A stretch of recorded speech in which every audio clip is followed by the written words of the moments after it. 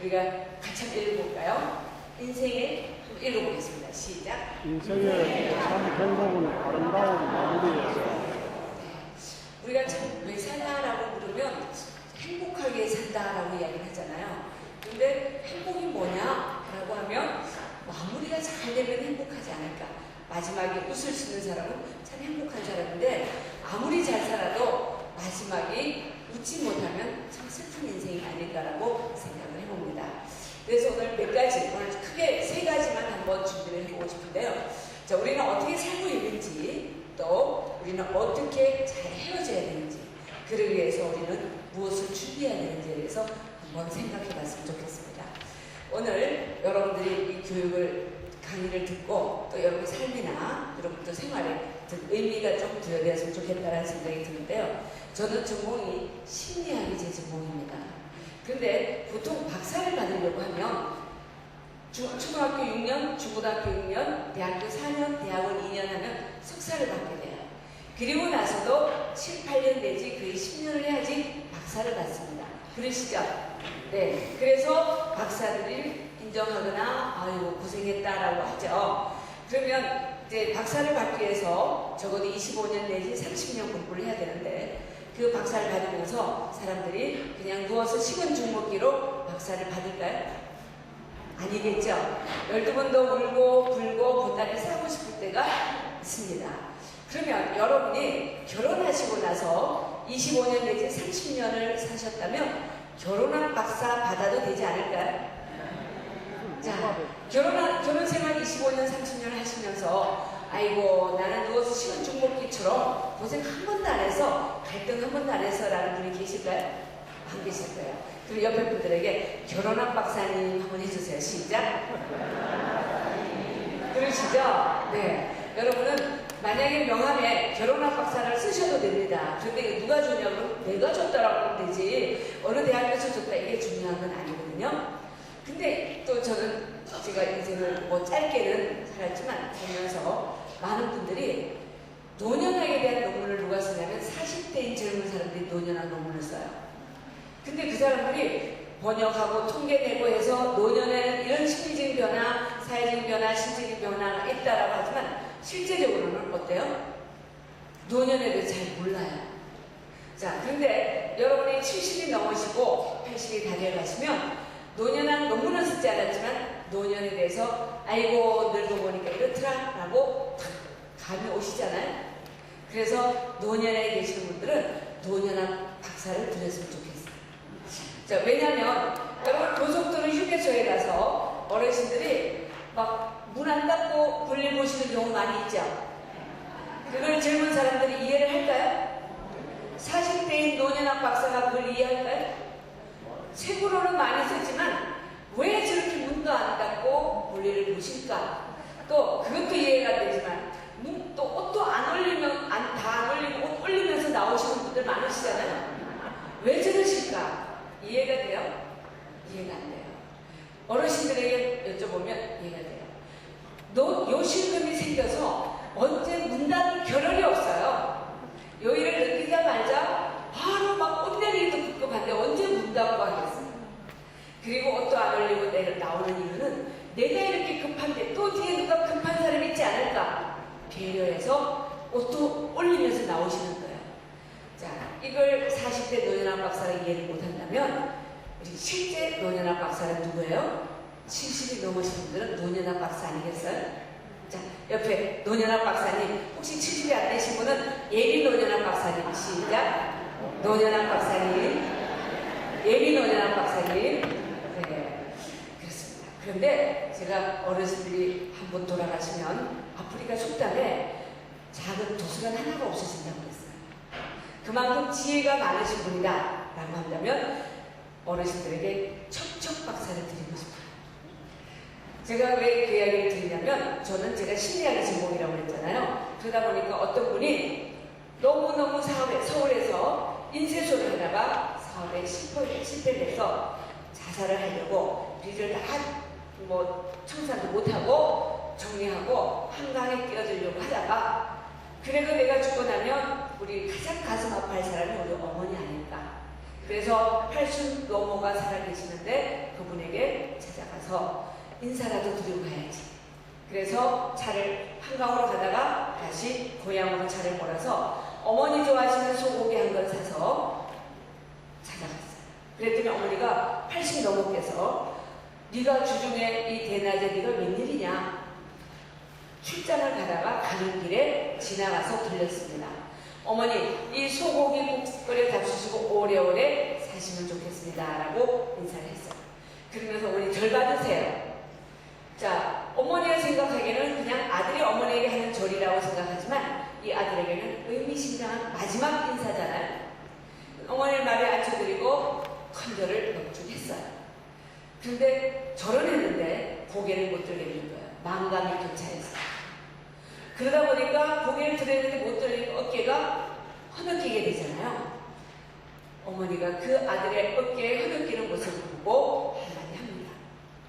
얘야, 인생이 그렇게 호락호락하지 않지. 그 소리 들은 아들이 더 울먹하게 돼요. 그랬더니 사는 게 만만치 않다. 나도 이날 이때까지 살면서 12번도 포기하고 12번도 끝내고 싶을 때가 많았다. 그 아들이 더 울먹거리기 시작했어요. 그랬더니 어머니가 그때마다 네 얼굴이 떠오르고 네 이름 석자가 생각이 나서 내가 차마 큰일을 행하지 못하고 심불떡 삼키면서 참고 또 참아서 이날까지 왔다. 너도 세상 사람이 아무리 힘들어도 그때 이 애미 얼굴 떠올리고 이 애미 가슴에 못 박지 않도록 한 번만 심불떡 삼키면서 참으면 안 되겠니?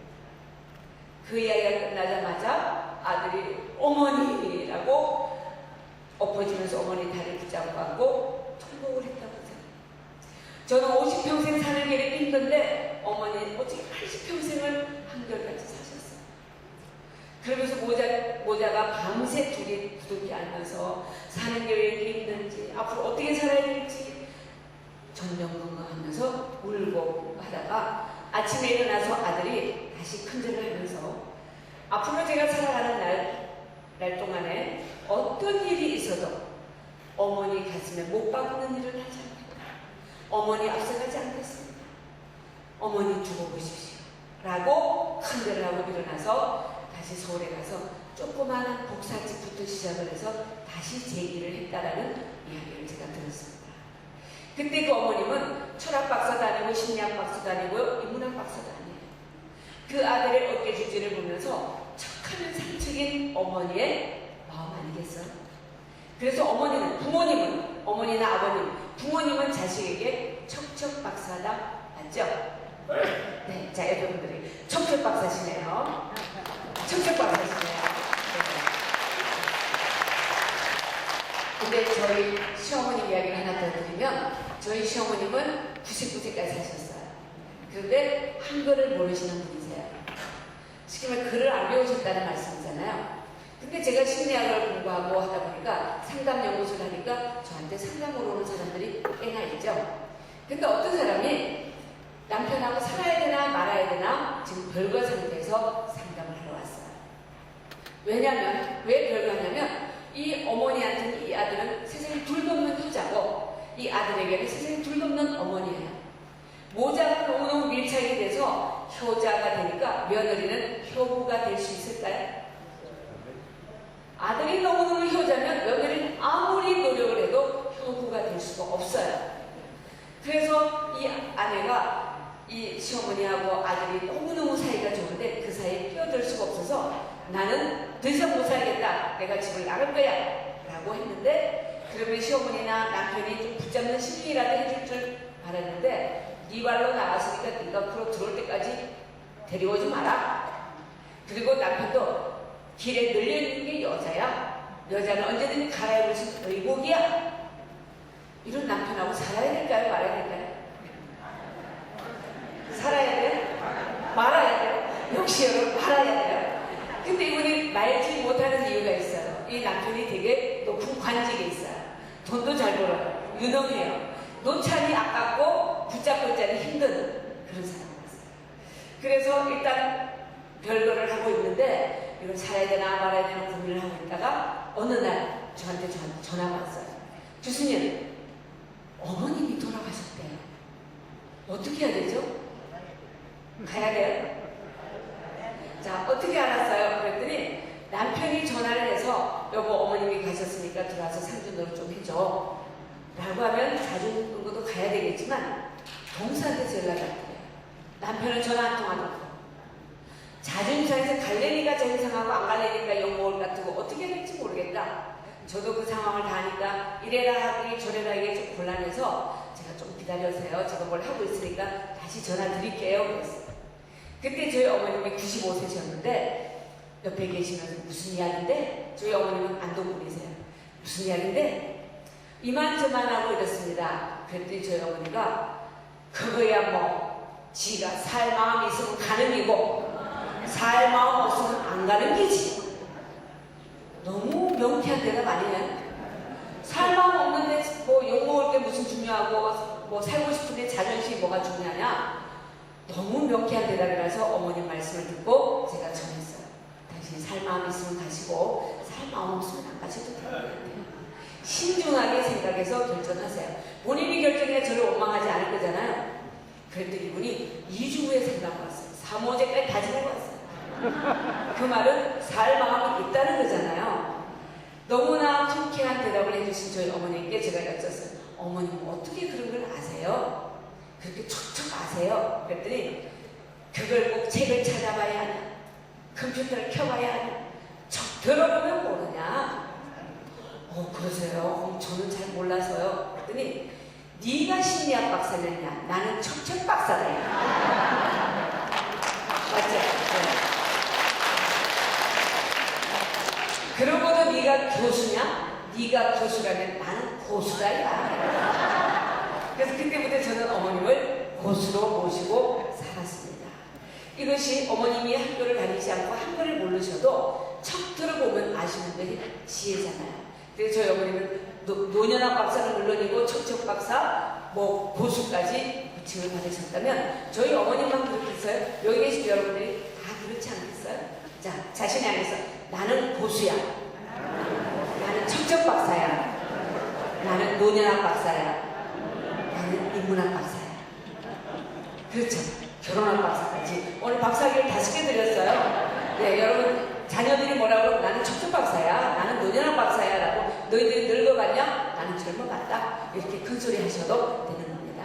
그래서 우리는 어떻게 살아가야 되는지에 대해서 한번 다시 잘 아시고 계시는 내용이지만 이미 척척 박사님 들으시니까 그런데 한번 정리해보는 시간을 갖고자 합니다. 자, 우리는 어떻게 살아가냐라고 보면 어제를 이해하지 못하면 오늘을 이해할 수 없잖아요. 오늘을 이해하지 못하면 내일을 이해할 수 없죠. 그래서 우리는 어제를 한번 돌아보게 됩니다. 75세 넘으신 분들은 다 6.25를 지내신 분들이잖아요. 자, 이런 시절을 지냈어요. 이렇게 구걸해서 애들 먹이고 하셨잖아요. 이렇게 피난사를 하셨고 이렇게 부엌에서 밥을 지어서 가족들 먹였던 것이 엊그제 같은 일이잖아요. 또 가난해서 이렇게 배급을 다 먹었어요. 우유 받아 먹기도 하고 강냉이주 받아 먹기도 하고 또 이런 물도 배급을 받고요. 이렇게 살았어요. 네. 그리고 놀이라는 게 유일한 고무줄 놀이였잖아요. 여기 고무줄을 자세히 보면 매듭이 요만큼 돼 있어요. 조금 하면 남자들이 끊기도 하지만 또 엄마 팬티줄도 막 엄마는 팬티줄이 없어서 끝맺고 다니는데 우리는 고무줄 빼가지고 놀이했잖아요. 그렇게 철없는 시절이었죠. 그리고 스케이트 타고요. 뻥튀기를 하면서 살았습니다. 자, 그러면서도 학교를 다녔죠. 왜 이렇게 그 시절에 코는 많이 나왔는지. 지금 그 코를 보고 싶어도 볼 수가 없죠. 근데 수건을 달았잖아요. 이 수건을 코 닦으라고 달았는데 이게 아까워서도 못 달고 또 엄마한테 걱정될까 못 달고 어떻게 해서요? 이렇게 해서 손에 땀에 번질번질하게 코를 풀고 다녔어요. 근데 왜 그런가를 알아봤더니 영양 불균형이래요. 밥만 먹었지 비타민이나 뭐 칼슘이나 단백질이나 지방이 공급되지 않아서 면역이 결핍돼서 이렇게 된대요. 네. 다음에 이렇게 학교에 콩치루처럼 70명, 80명 학교를 다녔잖아요. 그러시죠? 자, 그런데 한 사람도 졸지 않고 고개 푹 들고 뭐 영희야, 철수야 공부 열심히 했잖아요. 제가 저희 학생들에게 이걸 보여주면서 봐. 이렇게 에어컨도 없고 선풍기가 없어도 다 열심히 공부하잖아. 너희들 정신 차려. 그랬더니 애들이 뭐라고 할까요? 사진 찍는다고 고개 들으라고 했겠죠. 애들이 더 앞서가더라고요.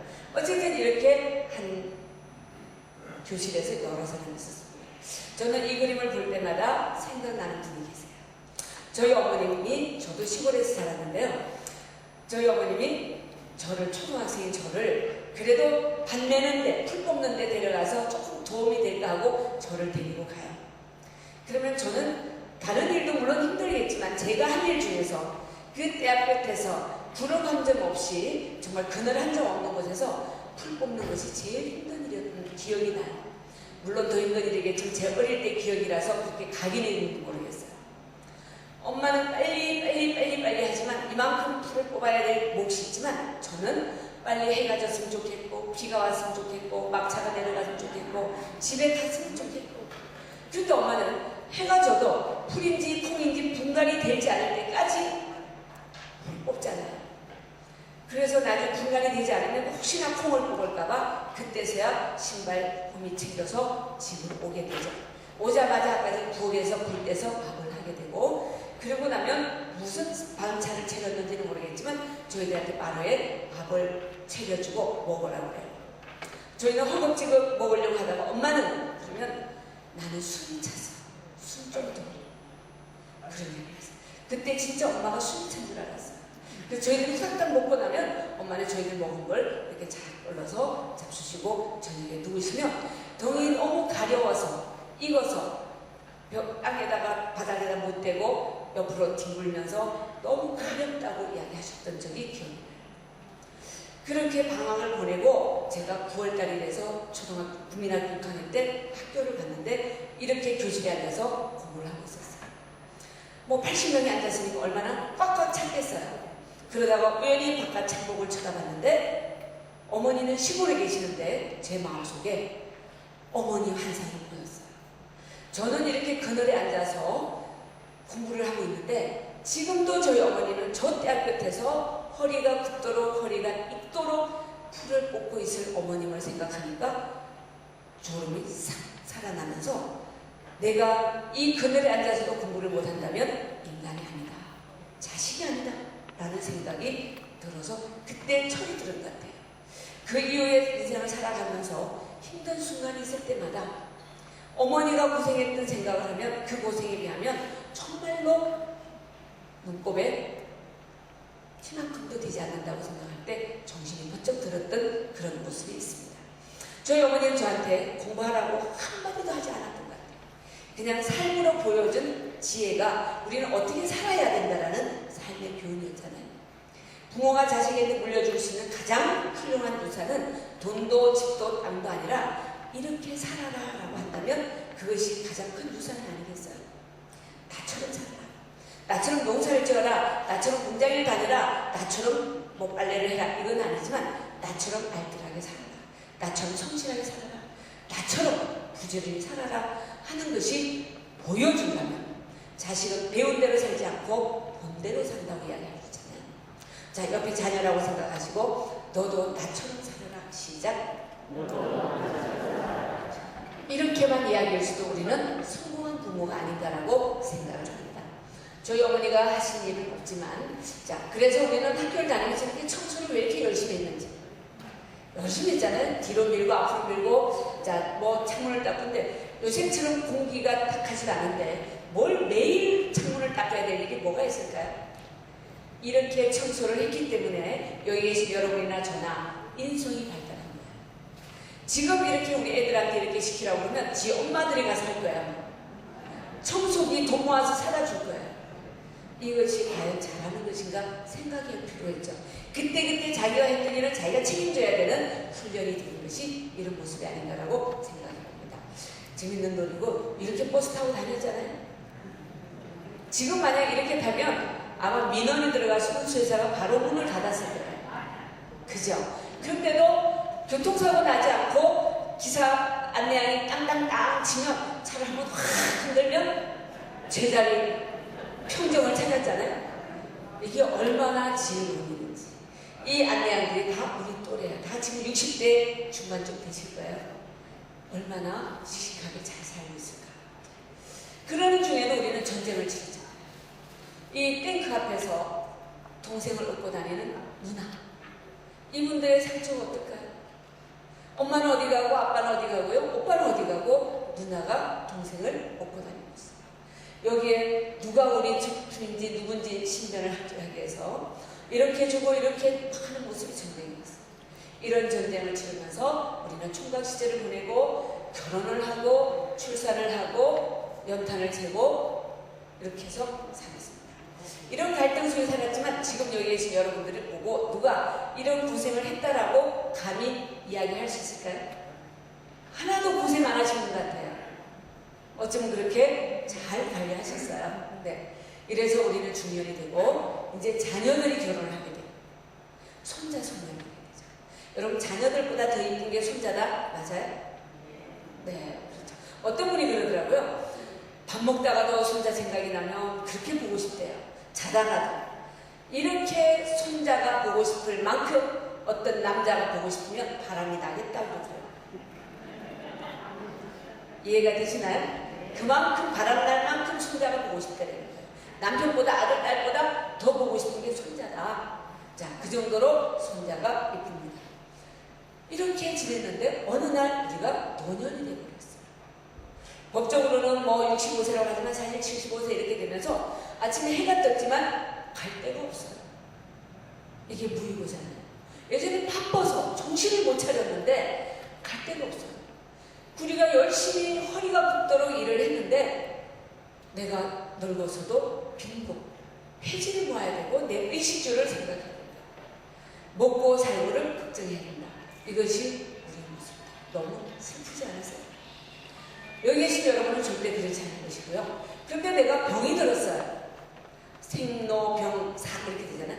병이 들었는데 한부모가 10자식을 모시고 사는데 10자식이 한부모를 못 모시고 여기 편찮으시면 반드시 자식이 옆에 붙어 있어야 될 것 같은데 자식은 한 명도 없고 요양보호사가 있고요. 친구가 다른 거예요. 그래도 이분은 괜찮은 것 같아요. 이렇게 편찮으신데 돕고 아무도 찾아온 사람이 없다. 얼마나 외로울까요? 제가 상담연구소를 하면서 많은 분들이 예전에는 부부의 갈등, 뭐 청소년 갈등 이런데 요즘은 어머님들이 상담을 많이 오세요. 아버님들이 상담을 오세요. 오시면서 하시는 말씀이 뭐냐면 내가 일하고 그 전전통에 총알 이리저리 피하면서 살았던가 무자식이 상팔자라는 말이 그냥 동네에 지나가는 사람들이 하는 소리인 줄 알았더니 그 말이 나한테 딱 맞는 말인지 몰랐다. 내가 늙어서 자식 잘 키워놓으면 용상이 안 될 줄 알았더니 내 꼴이 이렇게 험할 수 없다. 이런 소리 하실 때 목이 다 메이시잖아요. 그 목소리를 들으면 제가 가슴이 먹먹해지면서 무슨 말씀을 드려야 될지 모르겠어요. 자, 여기 계신 여러분들이 이 교육을 받으시고 주변에 그런 분들을 좀 도와주셨으면 좋겠다 라는 말과 또 여러분들이 그렇게 하지 않아야지 다른 사람을 도와줄 수 있는 모습이잖아요. 같이 읽겠습니다. 웰리빙은 시작. 인생의 계획은 지나온 과거를 돌아보면서 앞으로 남은 인생을 어떻게 살아가야 죽을 것인지를 생각하는 것이죠. 즉, 잘 살아야 잘 죽을 수 있습니다. 젊어서 배우면 작년에 이르고 작년에 배우면 노년에 지나지 않고 노년에 배우면 확대에 죽지 않는다. 그래서 우리는 어떻게 살아야 될 것인가도 배워야 되겠고요. 어떻게 죽어야 될 것인가도 배워야 될 때가 왔다는 거죠. 그래서 인생은 나의 흐름을 시작해 남의 흐름으로 끝나는 게 인생이다. 맞아요? 아닌가요? 내가 태어났을 때는 옆에 사람들이 웃고요. 내가 울고. 내가 죽을 때는 나는 미안한 듯이 웃고 옆에 사람이 나만 두고 가면 어떡하냐고 막 울잖아요. 근데 인생은 종이 2장이라고 하더라고요. 출생증명서와 사망진단서 2장만 있으면 인생이 끝난대요. 맞는 말 같아요. 네. 그래서 이런 상황이 있는데요. 인생 곡선을 보시면 자, 처음 시작해서 일직선으로 끊는 사람은 없더라. 이렇게 우여곡절이 있더라고요. 똑같잖아요. 근데 여기서 60이 넘어가면서 60대 중반이 되면서 다 내려오더라는 거예요. 왜 내려오냐면 내려오면서 우울해지잖아요. 왜 우울할까요? 어르신들이 많이 우울하다고 하시는데 왜 우울하실까요? 네? 늙어서. 네, 그럴 수도 있는데 기대를 했다가 기대가 미치지 못하면 우울해지지 않겠어요? 내가 이렇게 살면 계속 잘 나갈 줄 알았는데 내가 이렇게 몸이 병이 날지 몰랐다. 내가 이렇게 자식 잘 키워놓으면 자식들이 나를 뒷바라질 줄 알았더니 자식들이 나를 돌보지 않더라. 소용없다. 이런 얘기잖아요.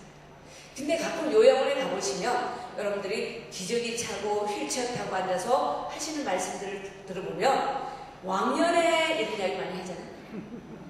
왕년에 내가 무슨 원장이었고 왕년에 내가 뭐 의원이었고 내가 왕년에 그것이 무슨 의미가 있겠어요. 중요한 것은 지금과 내일이 중요하죠. 그래서 여러분이나 저의 인생 목표는 이렇게 되어야 된다.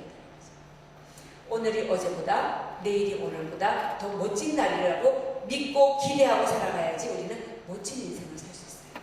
따라하겠습니다. 내 인생의 최고의 날은 아직 살지 않은 날이다. 자, 지금까지 여러분 다 살아보셨잖아요. 예전에 처녀 총각 아니었던 분 계시나요? 다 처녀 총각이었죠? 처녀 때 총각 10명 이상 안 따라하는 사람 있어요? 없어도 있다고 이야기하는 거예요. 네. 그렇게 다 인기를 누렸던 사람이에요. 옛날엔 다. 근데 옛날이 중요한 게 아니라 내일이 오늘보다 더 멋진 날이 되어져야 되는 것이 아닌가. 제가 어느 복지관에 갔더니 어떤 분이 하얀 브라우스를 입고 까만 쫄바지를 입고 화장을 좀 진하게 하고 서 계시더라고요. 그래서 어디 가세요? 그랬더니 봉사활동 하러 가신대요. 어떤 봉사활동 하세요? 그랬더니 스포츠 댄스 봉사활동 하신대요. 어머, 춤을 잘 추시나 봐요. 신나게 추시나 봐요. 얼마나 배우면 그렇게 봉사활동 할 수 있어요? 말도 마세요. 이분이 한평생 우유 배달 대리점을 해서 애들 먹이고 입히고 가르쳐서 시집장가 다 보내고 집도 한 칸 마련한 거예요. 근데 지금까지도 상하지 않은 우유가 어떤 맛인지는 모르신대요. 그 말은 상할 것 같은 멍어리 정도만 끓여서 먹었다라는 거잖아요. 다시 말하면 억척스럽게 살았다는 거잖아요. 그렇게 살다가 보니까 시집장가 다 보내고 어느 날 내가 70이 훌쩍 넘어버렸더래요. 남편도 돌아가시고 내가 이러려고 그 고생을 했나라고 생각하니까 참 허무하더래요. 그래서 자식들한테 전화를 하면 엄마는 왜 나한테만 자꾸 전화하냐고, 오빠한테 하라고, 그래서 어떡하라고. 자식들이 귀찮아요.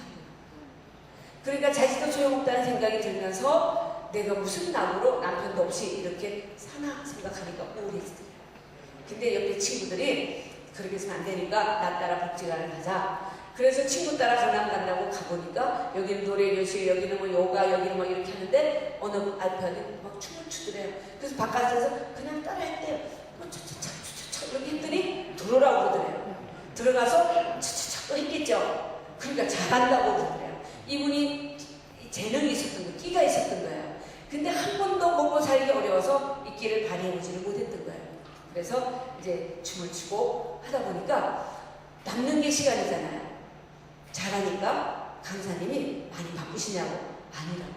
그럼 제가 마을회관에 어디 경로당에 봉사활동하러 갈 때 나하고 같이 좀 가주시면 보조 강사 역할 팔도 좀 잡아주시고 하시면 너무 고맙겠다. 이분은 너무 고맙잖아요. 그래서 그분이 전화 올 때마다 여기서 기다리면 그분이 차로 와서 태우고 가서 같이 봉사활동하고 맛있는 밥 먹고 또 집에까지 데려다 주고 이렇게 한다는 거예요. 너무 행복하대요. 내일은 어디를 갈지, 내일은 누구를 만날지, 뭘 먹을지 기대가 된다는 거예요. 그러니까 우울할 일이 없는 거예요. 옛날만 돌아보니까 우울하잖아요. 옛날에 내가 어떻게 살았는데 했는데 내일 내가 누구를 만날지를 생각하니까 기분이 좋을 수밖에 없더라는 거예요. 오히려 자녀들에게 전화할 일이 없죠. 내가 기분이 좋은데. 그랬더니 거꾸로 자녀가 전화가 오더래요. 엄마, 뭐 어디 아파? 아니? 그럼 왜 전화는 너희들 귀찮았잖아. 그래도 그렇지. 무소식, 희소식인 줄 알아? 그랬더니 엄마, 바람 났어? 그러더래요. 내가 바람이 나든 무슨 상관이냐? 신경 끄라. 나는 앞으로 내 인생을 살아갈 거니까 너희들 인생이나 살아. 나는 지금까지 너무 자식을 위해서 가족의 생각같아. 이제 나를 위해 살 거야. 내가 좋아하는 사람 만나고 좋아하는 일하고 좋아하는 데 가고 배우고 싶은 배우고 할 거야. 그랬더니 그 다음 주 토요일날 아들, 손자, 사위, 며느리 다 왔더래. 엄마 바람나는 줄. 그래서 엄마가 춤바람이 나든 남자 바람이 나든 신경 끄세요. 그랬더니 자식들이 하는 말이 엄마가 춤바람이 나든 남자 바람이 나든 상관없는데 이 집만 날리지 말라고. 자식의 목적은 집이었어요.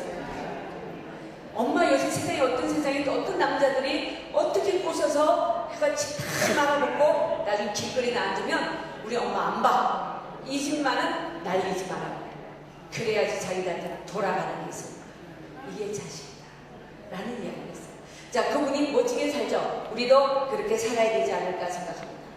그 사람들이 많은 사람 처음에 돈, 사랑 뭐 있었지만 결국은 중요한 것은 사람이다라는 이야기를 했어요.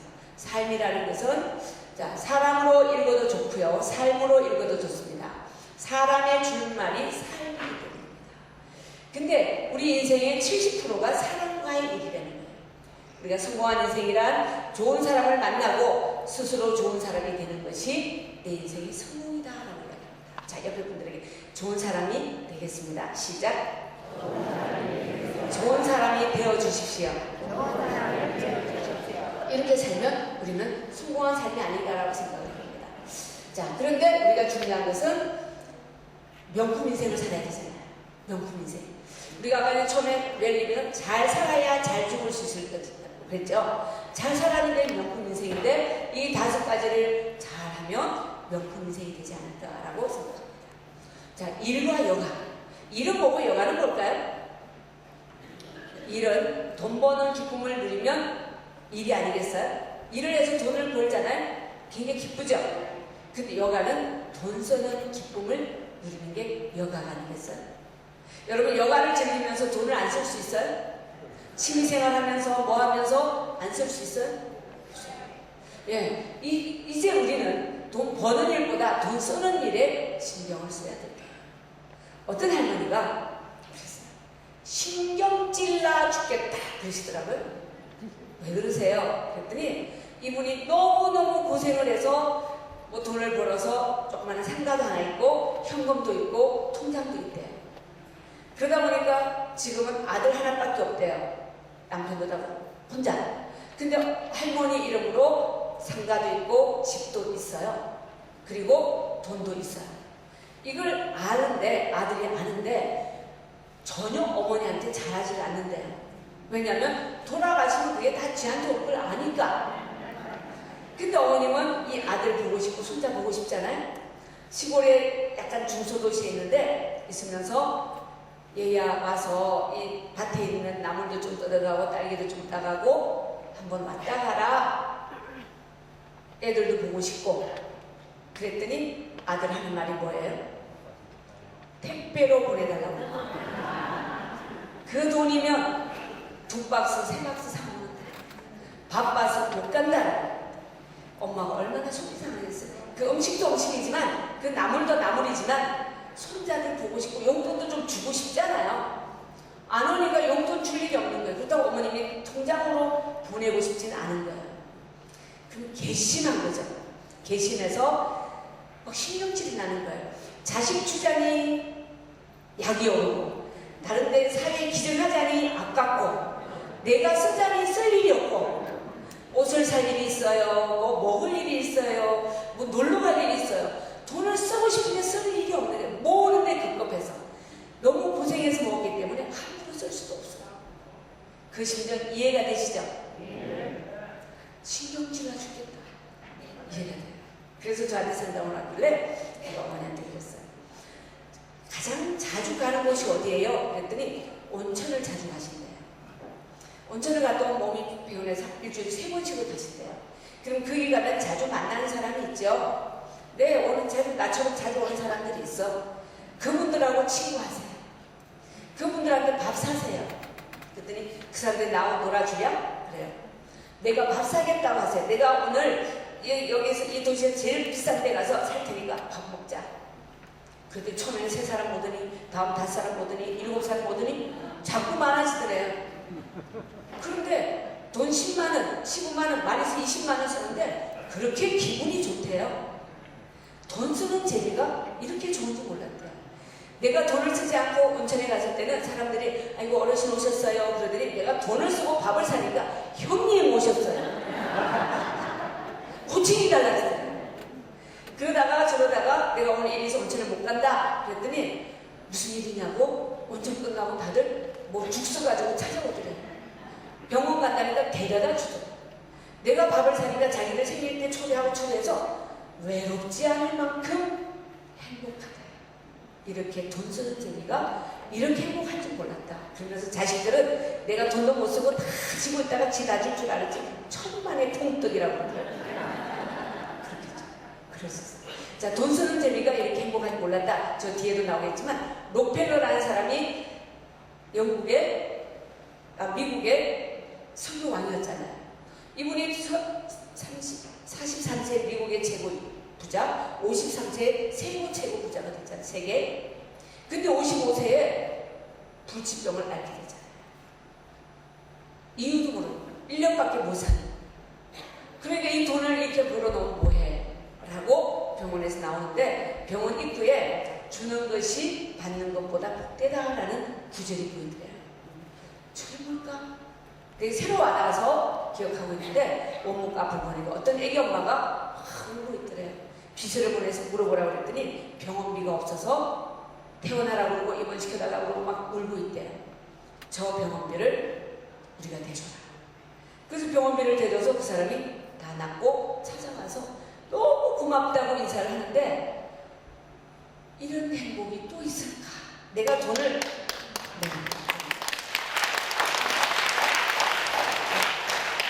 내가 돈을 100만원을 가지고 있어도 1000만원 갖고 싶고 1000만원 가지고도 1억을 갖고 싶은 게 사람의 욕심인데 이렇게 돈을 써서 버는 것보다 더 행복하다고 느낄 때 우리는 참 의미가 있지 않을까, 명품 인생이지 않을까라고 생각해 봅니다. 그러시죠?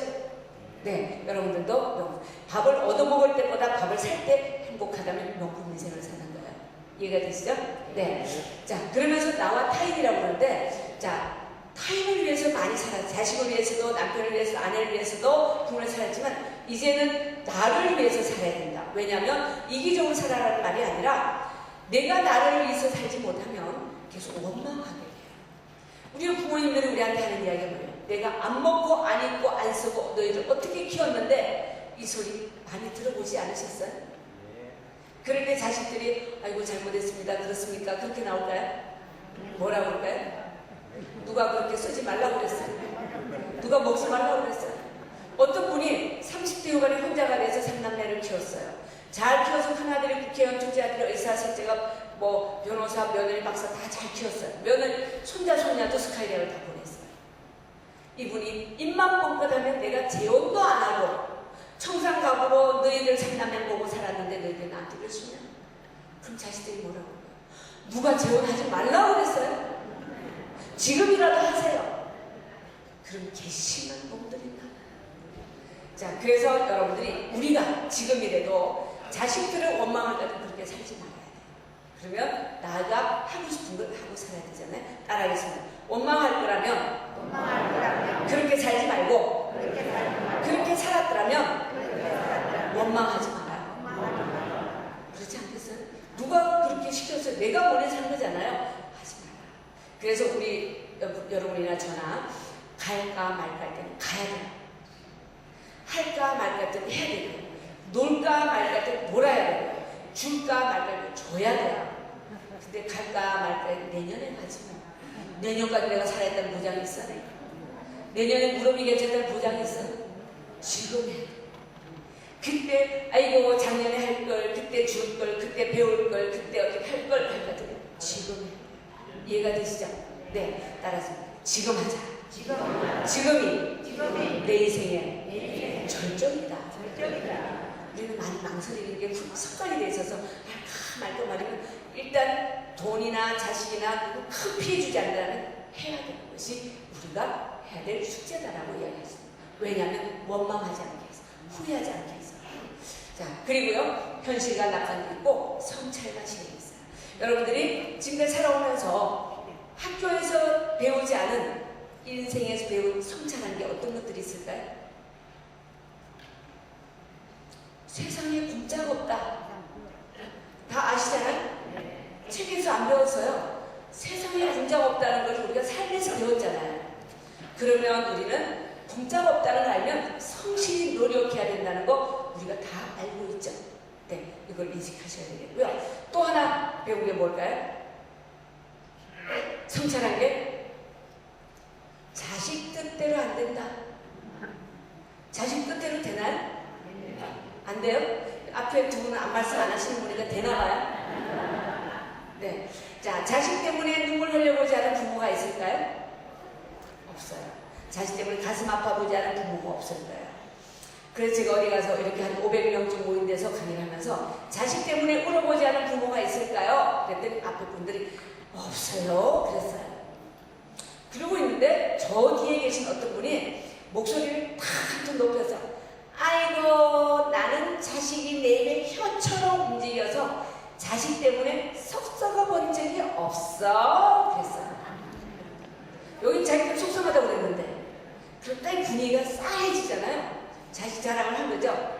그랬더니 저 뒤에는 어떤 남자분이 돈을 굵게 하시면서 아이고 그 자식이 그 부모 때문에 속 많이 썩었겠네. 정답 아니에요? 부모가 자식 때문에 속 썩는 것이 나아요? 자식이 부모 때문에 속 썩는 게 나아요? 부모가 자식 때문에 속 썩어야 되는 게 정상이에요. 그게 아름다운 거예요. 자식이 부모 때문에 속 썩는다, 그건 참 잔인한 거 아니겠어요? 자식이 내 입에 혀처럼 움직이다고 자랑하지 마시면 좋겠어요. 네. 그렇다면 우리는 자식은 촌수가 있죠. 자식이 몇 촌이에요? 법적으로는 1촌이에요. 근데 나이가 들어갈수록 촌수가 멀어져야 돼요. 4분의 8촌까지 해요. 네. 자, 푸만했을 때 1촌인데요. 사춘기 되면 10살 넘어가면 4촌이에요. 20살 넘어가면 8촌이에요. 8촌은 행사 때만 만나잖아요. 자, 그리고 결혼하면 4돈이에요, 4돈. 신촌이란 촌수가 촌수 아니잖아요? 네, 4돈이에요. 사돈한테는 섭섭한 게 있어도 따질 수 없잖아요. 앞에서 아이 무슨 말씀을 천만해요 하고 뒤에서 뭉치렁뭉치렁 하잖아요. 그럼 딸 아들 결혼시키고 나면 섭섭한 거 안 없어요? 있어요. 그런데도 따질 수 없잖아요. 그렇게 치가점이 빨리 가고 싶으면 좀 엉덩이라도 붙이고 가라. 앉으자마자 가려고 하잖아요. 섭섭하죠. 그렇지만 따질 수 없어요. 뒤에서 뭉치렁뭉치렁 하잖아요. 네. 제가 저희 딸을 씩 보내고 이제 신혼여행 갔다 와서 걔 주려고 살림을 이렇게 뭐 좀 사놨어요. 왔더니 막 차에다가 사이가 막 잔뜩 싣고 가는 거예요. 내가 주려고 샀지만 섭섭한 게 생기더라고요. 그러면서 참 저래서 사이가 도둑놈인가 보다. 내 잘 키운 딸도 훔쳐가고 내가 준 물건들도 다 훔쳐가고 저래서 도둑놈이구나 했어요. 근데 저 도둑놈을 따라가는 전현도 도둑년이구나. 좀 가기 싫은 척이라도 하는지 엄마 눈물이 좀 흘리는지 막 엄마 안녕히 계세요 막 따라가는데 그렇게 야속할 수가 없더라고요. 근데 따져서 너 막 이렇게 할 수는 없잖아요. 이미 결혼해서 사돈이 되고 이렇게 돼요. 근데 손자 손녀가 나면 몇 촌일까요? 사돈의 8촌이에요. 손자 손녀는 남은 아니지만 남이나 마찬가지예요. 사돈의 8촌은 오면 오나보다 가면 가나보다 해야 되는 것이지 자꾸 사돈의 8촌 1촌처럼 왜 안 오냐 하다 보면 해외 동포가 되거든요. 해외 동포는 뭐예요? 연락도 안 주고 안 가고 안 오고 한다는 거.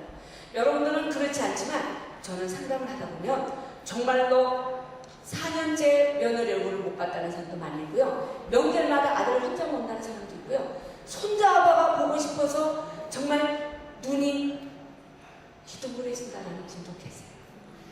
안 오니까. 며느리가 안 오니까. 이사를 가서 집도 모른대요. 며느리 전화번호도 모르는 사람들도 꽤 많이 있어요. 이런 집안도 있다라는 거예요. 그래서 그 어머니가 어떻게 하면 좋겠냐 아들한테 이야기했더니 아들이 엄마 저 결혼 안 했다고 생각하시고 며느리에 대한 기대를 내려놓으세요. 그래 내가 기대 다 내려놨다. 만날 거라는 기대를 하지 마세요. 결혼 안 했다고 생각하시면 돼요. 뭐가 문제냐 알아봐야 되지 않을까? 자, 시어머니를 안 본다는 것은 며느리도 섭섭한 게 있겠죠. 두 사람이 막상 막하라는 이야기예요. 이 어머니는 내가 아들 서울대까지 보내서 좋은 직장을 해서 지한테 고스란히 갖다 바쳤는데 지가 나한테 엎드려서 절을 해도 부족할 터에 이게 어머니의 생각이에요. 이 며느리는 어때? 저는 배울 만큼 안 배웠어. 저희 부모님 닮아. 내가 왜 이렇게 해야 되냐 이거예요. 자, 이러니까 막상 막하니까 서로 안 간다. 이혼을 운운하다가 더 이상 시부모님 안 보는 걸 전제로 그냥 살고 있는데 어머니가 더 개입을 하면 우리는 헤어질 수밖에 없다. 어떤 걸 원하세요? 만나서 이야기를 좀 해보세요. 그래서 제가 저한테 그런 상담을 하길래 제가 어머니 문제 해결하는 방법은 성숙한 사람이 져주는 거예요. 어른이 져주는 거예요. 내가 잘못했다고 미안했다고 먼저 손을 내미는 거예요. 그 방법밖에 없어요. 걔들이 우리 나이를 대봐야지 우리 심정을 알지. 걔들은 아직 우리보다 30, 40년 늦게 살았기 때문에 우리 입장을 이해할 수 없어요. 우리가 걔들한테 미안하다라고 하는 방법밖에 없어요. 안 그래요? 그 방법밖에 없어요. 내 아들을 위해서, 내 손자를 위해서. 그랬더니 그 어머니 하시는 말씀이 강남의 서초에 사는 분인데 내 눈에 흙이 들어가기 전에 나는 죽어도 그 말 못해요. 그러면 게임은 끝난 거잖아요. 내가 뭘 잘못했길래 라고 하면 게임이 끝나는 거죠. 이것이 우리의 관계예요. 그럼 여러분은 사돈의 8촌이죠? 손자 손녀 많이 있죠? 아닌가요? 네, 저도 사돈의 8촌들이 있어요. 근데 아들 집에는 오라고 해야 가지 쉽게 못 가잖아요. 제가 집 사줬다고 비밀번호 푹푹 누르고 들어가면 며느리가 우리 어머니는 상식도 없는 사람이라고 하지 않았어요. 정식으로 초대하지 않으면 못 가죠. 근데 딸은 가끔 저를 오라고 할 때가 있어요. 어떨 때요? 필요할 때, 아쉬울 때, 애 봐달라고 할 때. 그럼 제가 딸 집에 가면서 친정엄마가 빈손으로 가겠어요? 뭔가 과일이나 과자나 뭐 음식이나 고기나 뭘 사가지고 냉장고 놀라보면 지난번에 보낸 음식이 푹 썩어 있어요. 뚜껑도 안 열은 게 있어요. 곰팡이 푹 썩어 있어요. 제가 1촌이라면 막 이렇게 혼내겠지만 사돈의 8촌이니까 어이가 없어서 그 음식물 쓰레기통에 버리면서 비 맞은 중처럼 중얼중얼하고 내려옵니다. 저는 교회를 다니는데요. 어떤 스님이 지난번에 제가 여기 동대의협단체에서 강의를 했더니 어떤 분이 저한테 식사대접을 스님께서 식사대접을 하겠다고 하시면서 숯불구알집 앞에 저를 데려가더라고요. 근데 여기 교수님 여기는 이거는 고기는 살생이 아니라 영양제래요. 세 사람을 거쳐오면 살생이 아니니까 영양제를 많이 잡수시라고. 스님들이 편치 않으시면 들어가야 될 병실이 어떤 병실일까요? 중환자실이에요. 중환자실이에요. 근데 중환자실에 일반인들이 많아서 스님들이 들어가서 병실이 없대네요. 그래서 고기를 잘 잡수셔야 된대요. 이해 좀 해주시라고 제가 대신 말씀을 드리는 거예요. 스님들이 고기 잡수셔도 이해 좀 해주시라고. 영양제니까 건강관리 잘 하셔야 됩니다. 그리고 나서 그분이 온천에 가서 등을 좀 밀려고 앞에 학생이 있어서 야, 등 좀 밀자. 그랬더니 누군데요? 내가 스님이다 하기가 좀 그래서 나 중이다. 그랬더니 야, 인만 난 중3이다. 그래서 중이가 중3한테 한 대 맞고 나와서 이 파괴사 쪽으로 이렇게 다니면서 시주를 하는데 요새는 문을 안 열어주잖아요. 근데 어느 집 앞에 갔더니 안주인이 국물가에서 뭘 하고 있더래요. 아, 이 집은 주인이 있구나 라고 생각해서 연부를 했대요. 근데 주인이 인기척이 보이지 않더래요. 한참 연부를 했는데도 들은 척도 않더래요. 그 주문을 바꿨대요. 받는데 가나 봐라, 받는데 가나 봐라 그랬대요. 그랬더니 그 안주인이 어머, 나를 봤다고 하는구나. 그래서 대답을 하면서 봤다고 주나가나, 봤다고 주나가나, 주나가나. 스님이 오기가 있죠. 줄 때까지 가나 봐라 해가 졌다는 재밌는 이야기를 저한테 해주셨어요. 교수님께서. 재밌죠? 여러분들도 많이 좀 이용하시면 좋을 것 같아요. 그 주문을 제가 배워서 저희 딸 집에 가서 음식물 쓰레기를 버리면서 중얼거리죠.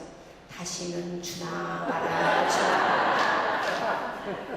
그리고 저희 집은 청소도 안 하면서 그 집에 가서는 애 둘이가 막 폭탄 맞은 것 같아서 제가 막 청소를 해주면서 지 올 시간 나올 때 바닥 터치를 해야 되니까 오면 애가 엄마 너무 고마워요 하면 참 좋잖아요. 엄마는 애들하고 놀으라고 그랬지 언제 청소하라고 그랬냐고 엄마가 이렇게 치워놓으면 이거 찾으려고 다 뒤집어야 되는데 엄마 때문에 실컷 청소해주고 가방하고 묻는 분들은 다 유경험자들이시죠. 그때 제가 또 비 맞은 중처럼 다시는 하나 마라. 그러다가 집에 오려고 서울역에 딱 섰는데 갑자기 배가 고픈 거예요. 딸이 있었으면 같이 뭘 시켜서 먹었을 텐데 막 애 먹이면서 청소하면서 막 하다 보니까 대충 먹어서 허기가 졌나 봐요. 긴장이 풀려서. 그래서 제가 빵을 하나를 사 먹으면서 이게 뭐야?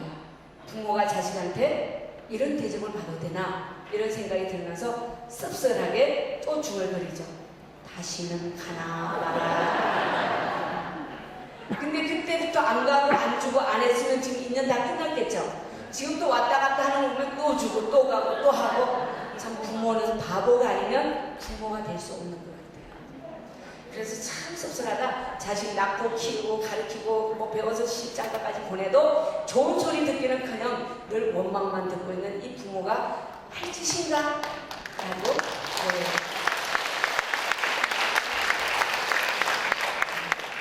하면서 기차를 타러 내려가는데 천정에 서울역 천정에 저희 친정어머님이 돌아가신 친정어머님이 큰 그림처럼 보이면서 그렇게 섭섭하면 그게 부모고 자식이야. 나도 니네 집에 갔을 때 배고팠어. 나도 네가 한 말 때문에 마음 아팠어요. 나도 너 때문에 많이 울었어요. 그때 저희 어머니가 저를 시집 보내고 울었다는 걸 제가 알았어요. 저는 딸이 6 중에서 5대 딸이라서 엄마가 저를 시집 보내고 울었다는 생각을 딸을 시집 보내기까지 해본 적이 없었어요. 근데 딸을 시집 보내고 제가 방에서 그 살림실을 주고 울었어요. 그래서 저희 남편이 장모님도 그랬어. 엄마가 왜? 자기가 우리가 살림날 때 내가 당신한테 이야기하면 울 것 같아서 안 했는데 그게 30년이 지났다. 우리 차가 보이지 않을까 너무 코를 풀면서 우시고 계셨다. 그래도 저는 이해가 안 됐어요. 엄마가 저 시집 보내고 울었다는 게 이해가 안 돼서 저희 언니한테 전화를 했더니 언니가 너 시집 보내고 열흘을 밥을 못 잡수시고 잠을 못 자고 울으셨대요. 제가 왜? 그랬어요. 그랬더니 너를 너무 일을 많이 시켜 먹었어. 너한테 해준 게 없어서 너를 칭찬 한번 해주지 못했어. 네가 너무 멀리 시집을 가서 네가 밥이나 해먹을 줄 알까? 걱정되고 불쌍하고 미안하고 안쓰러워서 잠이 안 왔다고 그러셨어요. 그때서야 제가 엄마도 나를 걱정했고 엄마도 나 때문에 속상했고 엄마도 나 때문에 힘들었구나 생각하면서 울었던 적이 있어요. 그래서 차에서 이런 시를 외워보죠. 엄마는 그래도 되는 줄 알았습니다. 하루 종일 얄볕에서 허리가 굽도록 허리가 익도록 일을 해도 엄마는 일이 좋아서 하는 줄 알았습니다. 한겨울 냇물에서 맨손으로 빨래를 방망이질해도 엄마는 손이 시리지 않은 줄 알았습니다. 찬밥 한 덩이로 부뚜막에 앉아 숨차다 배부르다 생각 없다 끼니를 때워도 엄마는 배고프지 않은 줄 알았습니다. 아버지가 화내고 자식이 속썩여도 끄떡없는 엄마는 화낼 줄 모르는 줄 알았습니다. 손톱이 갈라지고 발뒤꿈치가 헤어져서 이불이 버스럭거리는 소리를 내고 버선에 핏발이 얽혀도 엄마는 아프지 않은 줄 알았습니다. 그러다 어느 날 한밤중 자다게요. 외할머니 보고 싶다. 외할머니 보고 싶다. 소리 죽여 하늘게 울던 엄마를 보느른 엄마는 그러면 안 되는 것이었습니다. 이것이 심순덕 씨가 쓴 엄마는 그래도 되는 줄 알았던 시인데 그것이 저희가 얼마나 가슴 와닿는지 저희 어머니가 그랬고요. 여러분의 어머니가 그러지 않았을까. 하물며 저희 어머니에게 저는 정말 속 썩이는 딸이었다면 저희 자녀들이 저희에게 속상한 일을 해도 우리가 화낼 자격이 있는가라고 생각해보면 입이 딱 다물어지는 모습을 보게 되죠. 그래서 많은 사람들이 성찰한 것이 자식이 뜻대로 되지 않는다는 거, 자식이 기대할 게 없다는 것을 성찰했다면 실행에 옮기면 우리는 불행하지 않지 않을까라고 생각합니다. 따라하겠습니다. 자식은 기대할 대상도, 기대할 대상, 기댈 대상도, 득볼 대상도 아니라 바라보고 기다리고 품어야 될 한금 덩어리다. 자식이 소중하잖아요. 네, 이 인식을 하시는 것이 가장 명품 인생을 살지 않을까. 그러려면 우리는 이런 자식을 의존하지 않고요, 친구가 있어야 돼요. 여러분, 해는 져서 어두운데 노래를 잠깐 한번 해보겠습니다. 같이 박수 치면서 시작. 해는 져서 어두운데 찾아와 밝은 달만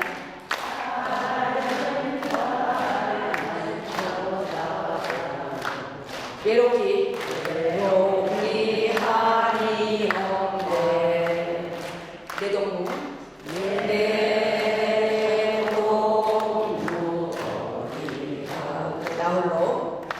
나 홀로 앉아서 일저일을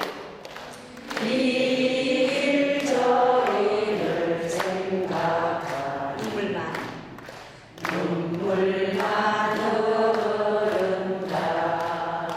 오늘 역시 박사님 맞으시네요. 네. 자, 50년 전에 불렀던 노래를 가사도 안 보고 다 하시는 박사님이시죠. 요새 애들은 그렇게 못해요. 노래방 가사 안 보고 못하잖아요. 여기에서 해는 졌는데 한 해가 지고 인생해가 졌는데 찾아오는 사람이 없어요. 밝은 달만 쳐다보고 이일저일 생각하니 외롭게 한이 없다 그러잖아요. 그때 내 부모 어디 가고 내 자식 어디 가고 내 남편 내 아내 어디 가고 하지 않고 뭐라 그래요? 내 친구 없으면 명품 인생을 살 수가 없어요. 그럼 친구는 어떤 사람이 친구예요? 내가 가장 속상하고 외로울 때 내 마음을 같이 나눌 수 있는 사람이 친구잖아요. 가장 속상할 때가 언제냐면 자식한테 서운한 소리 들을 때 아니겠어요? 몸이 아플 때도 물론 서운하고 돈이 없지만 자식들이 엄마가 해준 게 뭐 있어? 엄마 때문에 라고 할 때 가장 속상할 때 그 이야기를 해도 섭섭하지 않은 관계가 친구 아니겠어요? 그래서 제일 좋은 친구는 부부가 살아계시면 부부예요. 그래서 아내는 남편에게 남편 아내에게 무조건 무슨 이야기 해도 따라하세요. 글쎄 그놈들이 괘씸한 거 이래야 친구가 되는 거예요. 근데 많은 사람들이 어머니들이 아들 편들다가 아버지하고 싸우고요, 또 아버님이 며느리 편들다가 어머니하고 싸우는 경우도 있어요. 무조건 당신 말이 맞아. 대통령 욕하다가 갑자기 아내하고 싸우는 사람들 많이 보잖아요. 남편이 대통령 국회의원 욕하면 아내가 아이고 자기 집구석도 제대로 못 챙기면서 그럼 갑자기 대통령 하다가 너는 막 이렇게 되면 부부 싸움을 4시 동안 저도 쳐다보지 않잖아요. 남편이 대통령 욕 아니라 누구 욕을 해도 당신 말이 맞아 이래야지 친구가 되는 거예요. 자, 그래서 제일 좋은 친구는 그 친구. 그런데 만약에 배우자가 안 계시다면 여러분들이 친구를 만드셔야 돼요. 친구가 없으면 돈이 있고 건강이 있고 뭐가 있고 뭐가 해도 우울할 수밖에 없어요. 우울하면 만명의 근원이 돼요. 치매도 오게 되고 암도 걸리게 되고 자살도 하게 되거든요. 친구가 있는 사람은 자살하지 않아요. 우울하지 않아요. 근데 좀 전에 아까 전에 80대 중반에 30대 혼자가 돼서 80 중반에 계신 분이 아들 국회의원 시켰다고 그랬잖아요. 이분이 자살을 시도하려다가 저한테 오셨어요.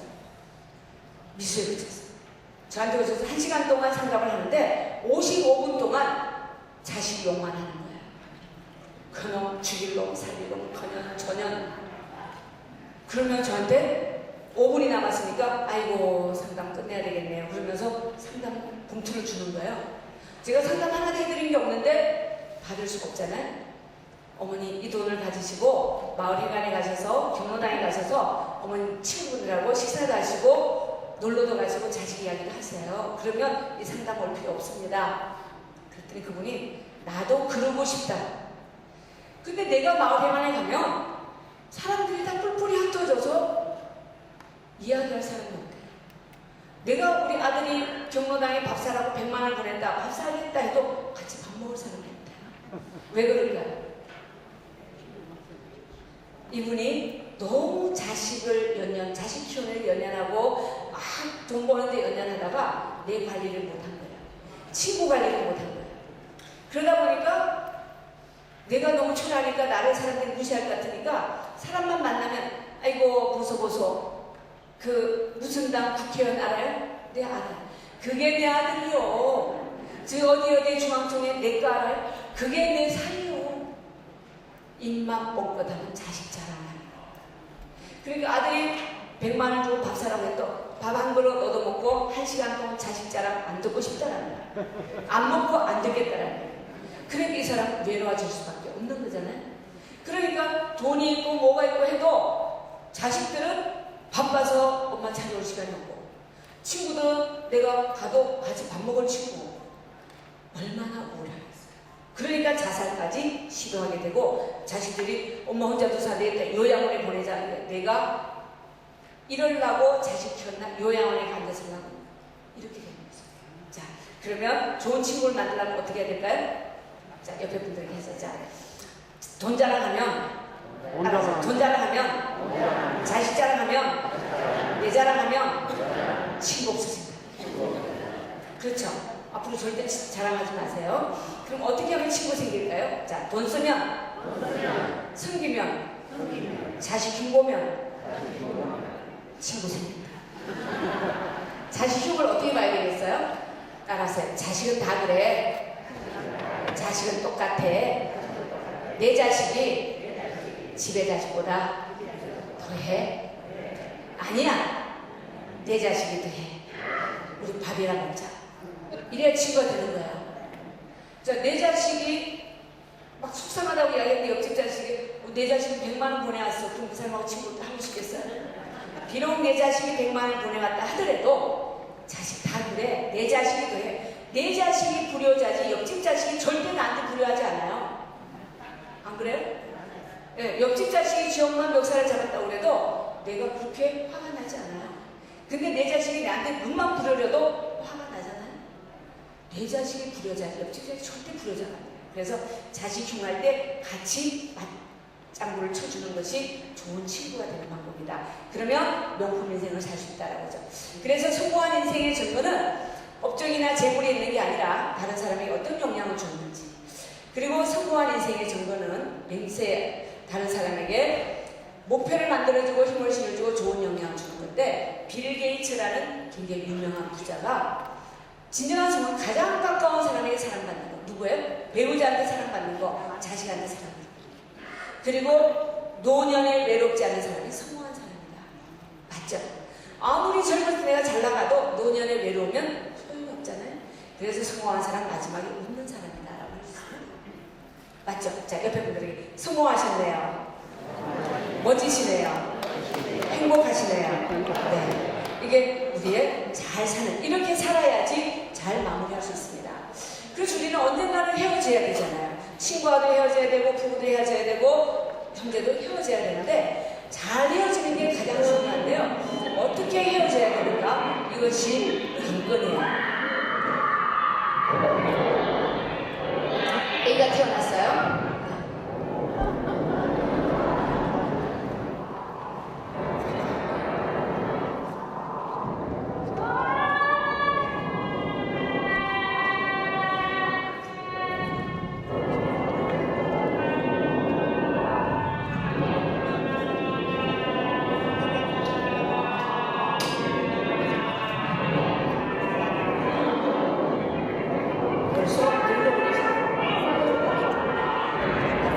어디로 가세요? 열심히 살아갔는데 무덤으로 가시죠. 그래서 인생을 잡다 라이프 슈트랍니다. 여러분들도 저도 눈 깜짝 할 사이 여기까지 왔다 이런 생각 들지 않으세요? 네. 그렇다면 이 짧은 인생을 어떻게 보내시겠어요? 짧은 인생을 따라가겠습니다. 인생은 원망하며 후회하며 억울하게 살기에는 너무 아깝다.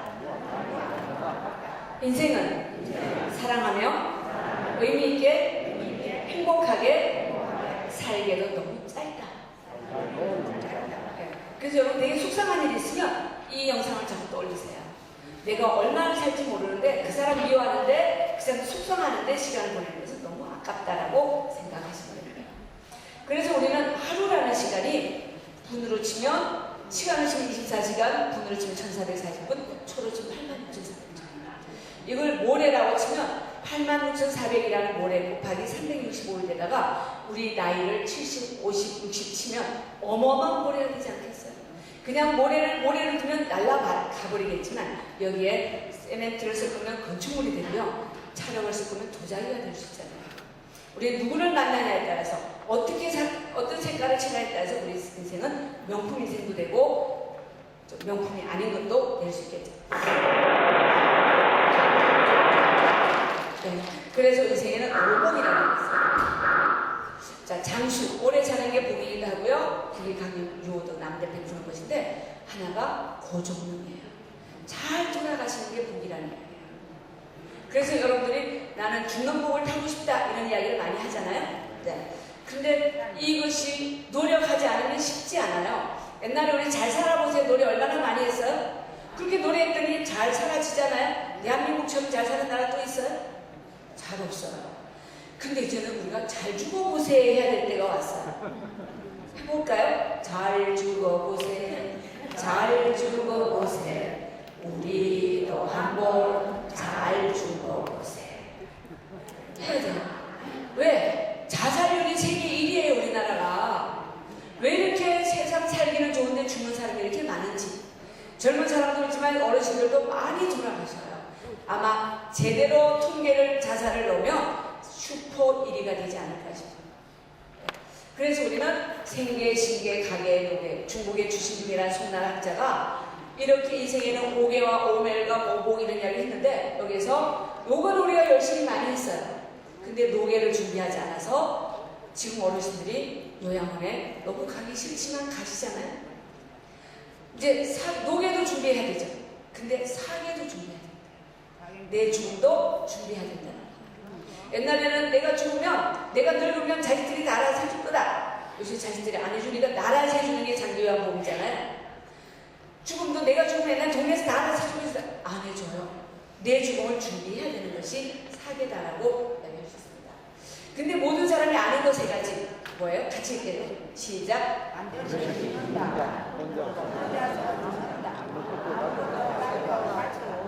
우리 다 아시죠? 근데 우리 모른 척하고 살아가잖아요. 옛날에 페르시아에 알렉산더 대왕이라는 사람이 있을 때요. 그 사람이 26살에 왕이 돼서 33살에 죽었대요. 근데 그 사람이 예언을 한 게 내가 죽을 때 내 두 손을 관 밖으로 내주라고 그랬대요. 왜냐면 내가 세계를 제패해도 다 가져서도 갈 때는 빈손으로 간다는 걸 알려줘요. 아무것도 가지면 관 밖으로 두 손을 내줘라. 사람들이 다 보게 해라. 빈손으로 간다는 걸 알려줘요. 근데 우리는 계속 붙잡고 있으려고 하잖아요. 자, 우리는 돈을 지금 여러분이나 저나 돈을 버는 것도 중요하고 아끼는 것도 중요하지만 잘 쓰는 것, 잘 관리하는 게 굉장히 중요하다고 생각을 합니다. 그 다음에 두 번째, 뭐가? 같이 읽어볼까요? 모르는 사람, 모든 사람이 모르는 거 제가 시작.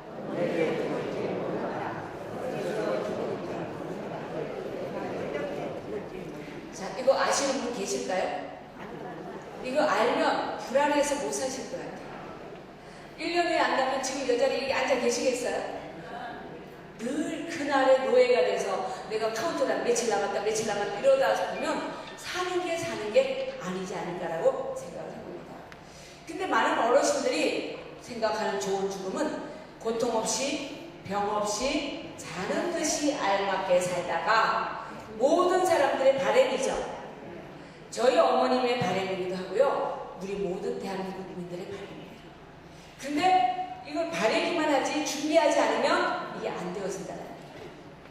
제가 저희 어머님 이야기를 잠깐 드리면서 마무리를 해보려고 합니다. 저희 어머님이 99세까지 사셨다고 그랬잖아요. 늘상 그런 말씀하셨어요. 사는 게 지겹다. 귀신들은 뭐하나 몰라. 나 같은 안 데려가고. 그렇게 늘상 말씀하셔서 저희도 연세가 많으시니까 저희 아주버님들도 굉장히 유머로 사셔서 추석에 그러면 산소 갔다 오시면서 아버님 산소 갔다 와서 어머니 아버지가 어머니 보고 싶대네. 너 아버지가 말라고 가서 이렇게 해요. 그래서 물러가니까 아버지가 어머니 기다리신데 이렇게 다 자손들 모일 때 가시면 또 안 모여도 되고 얼마나 좋을까? 이렇게 농담을 해요. 그러면 어머니가 또 유머를 해요. 야야, 내가 너희 이렇게 추석에 가면 너희들 휴가 못 받잖아. 다시 다른 날 가야지 너희 휴가를 또 좀 받지.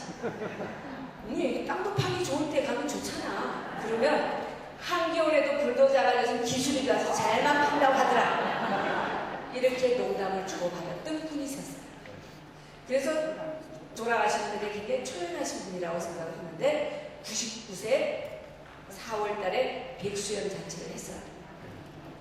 근데 100살 사기가 참 어려우신가 봐요. 99세에 하셔야 된다고 해서 저희가 동네가 뭐 잔치를 하고 근데 5월, 6월쯤부터 설사를 하기 시작하시더니 얼굴이 막 수축해지고 잡수능을 하시는데 설사하니까 수축해지시더라고요.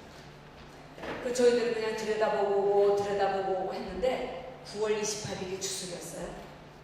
그랬더니 내 옆에서 자면 안 되냐 그러시더라고요. 저희가 막내인데 평소 같으면 옆방에 자라고 그러는데 알았어요.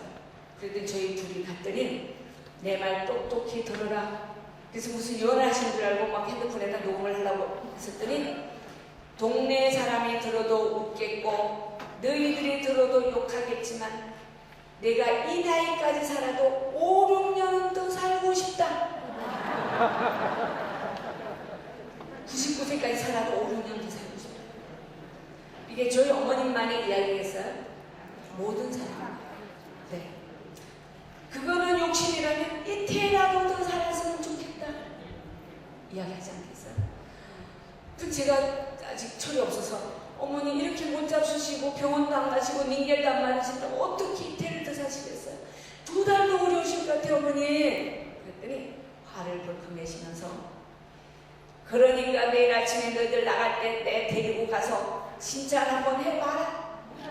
진찰도 안 해보고 그냥 가기는 너무 억울하다. 근데 어머니가 늘 누운 자리에서 편안하게 가고 싶다고 그러셨어요. 그래서 어머니 그러면 내일 아침에 제가 아주머님께 말씀드릴 때 어머님이 안 가신다 소리 하시면 안 돼요. 그랬더니 네 시숙한테 이야기할 때는 내가 그런다고 하지 말고 큰아주머님한테 큰형님한테 얼마나 더 살고 싶으면 저러시나 할까봐 말씀을 못 하셨던 거예요. 내가 그런다고 하지 말고 너희들이 우겨서 나를 데리고 가라. 알았어요 어머니. 자, 그러면서 또 하신 말씀이 자식이 10이나 20이나 있으면 뭐하냐.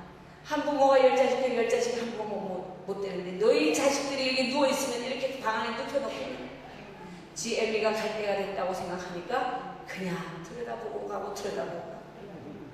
이게 자식 소용없다는 말이 이 말이구나 이야기를 하시면서 어머니 죄송해요. 자식은 절대 효자가 될 수 없고 효녀가 될 수 없는 걸 다시 알겠어요.